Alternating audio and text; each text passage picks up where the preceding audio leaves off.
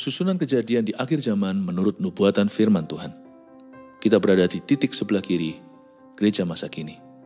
Akan ada pertemuan di udara ketika Yesus turun dan menjemput gerejanya di awan-awan. Tuhan berkata, 2 orang berjalan di ladang, yang satu diangkat, yang satu ditinggalkan. Tugas kita adalah hidup berjaga-jaga setiap hari, sebab tidak seorang pun tahu waktu dan saatnya.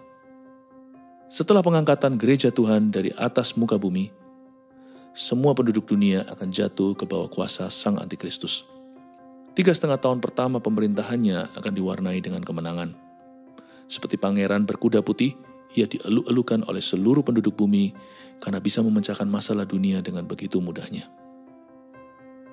Namun 3,5 tahun terakhir pemerintahannya, Sang 666 akan kelihatan warna aslinya.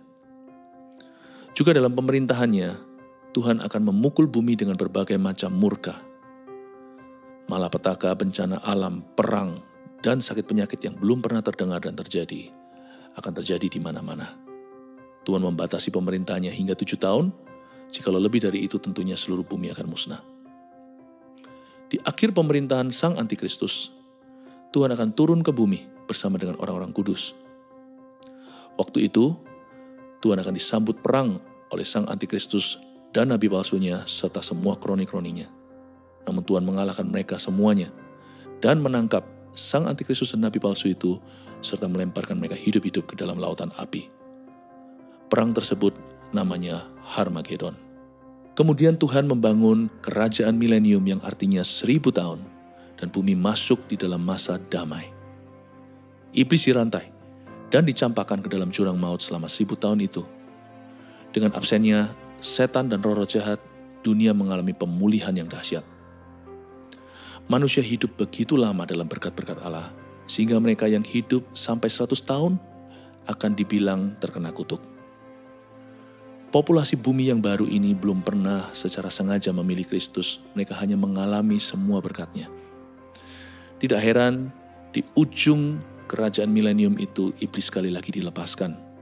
Seperti di Taman Eden, manusia punya pilihan, namun sayangnya manusia tidak memilih Tuhan.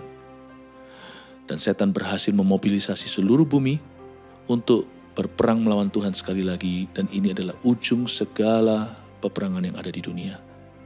Perang itu bernama Perang Gog dan Magog. Di situ iblis dikalahkan, dan semua orang yang memberontak terhadap Tuhan binasa. Kita tahu bahwa yang disebut kiamat itu ada bagi orang-orang yang tidak selamat. Tapi bagi orang-orang yang sudah namanya tertulis dalam kitab kehidupan, pahala mereka menanti mereka. Di pengadilan tahta putih itu Tuhan akan berkata kepada yang satu, enyahlah, sedangkan kepada yang lain, masuklah dalam sukacita Bapakku. Kambing dan domba pun dipisahkan, dan pun membuat perbedaan antara orang fasik dengan orang benar. Setelah pengadilan tahta putih itu, maka orang-orang yang binasa akan mengikuti iblis dan semua malaikat-malaikat jatuh, dan mereka akan dilemparkan ke dalam api neraka untuk selama-lamanya. Sedangkan orang-orang benar yang namanya tertulis dalam kitab kehidupan, mereka masuk ke dalam sorga yang disebut sebagai langit dan bumi.